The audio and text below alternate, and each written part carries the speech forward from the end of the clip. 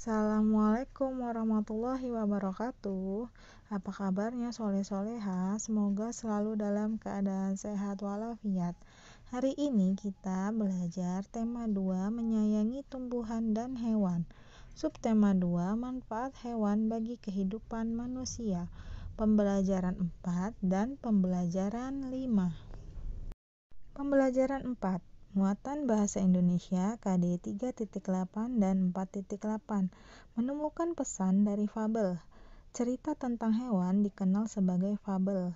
Cerita dalam fabel biasanya mengandung pesan-pesan tentang kebaikan. Fabel juga memiliki latar dan alur seperti dongeng yang lain. Pelajaran 5 masih tentang dongeng dan fabel. Menyampaikan pesan dari fabel dengan bermain peran. Dongeng memiliki pesan untuk para pembacanya. Kita dapat menemukan pesan tersebut setelah memahami isi dongeng. Kita dapat memahami isi dongeng jika membaca dongeng dengan cermat.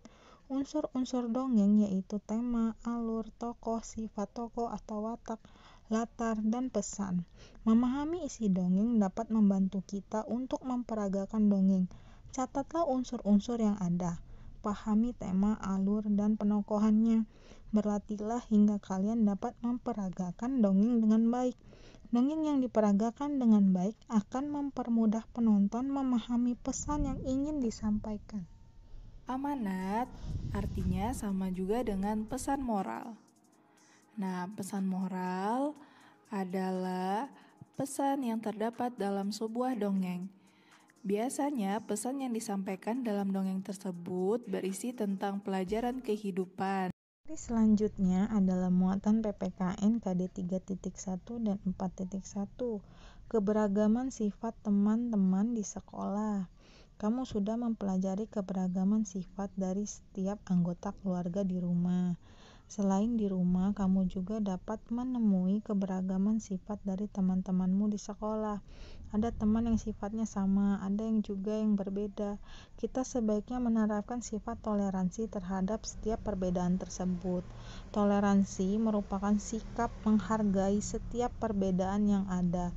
Dengan bertoleransi, suasana belajar di kelas akan menjadi nyaman dan menyenangkan. Proses belajar pun akan berjalan lancar dan tertib. Kita sebaiknya tetap berteman baik dengan semua teman di kelas tanpa membeda-bedakan sifat. Pengalaman berbuat baik kepada orang lain. Banyak nilai-nilai luhur dalam sila kedua, Pancasila, yang dapat kita terapkan dalam kehidupan sehari-hari. Salah satunya adalah dengan berbuat baik dan bersikap baik kepada orang lain. Kemudian akan terasa damai dan menyenangkan jika kita bersikap baik kepada sesama. Perbuatan baik yang kita lakukan akan membuat orang lain merasa dihormati dan dihargai. Seri selanjutnya muatan matematika KD 3.1 dan 4.1. Sifat pertukaran atau komutatif pada perkalian.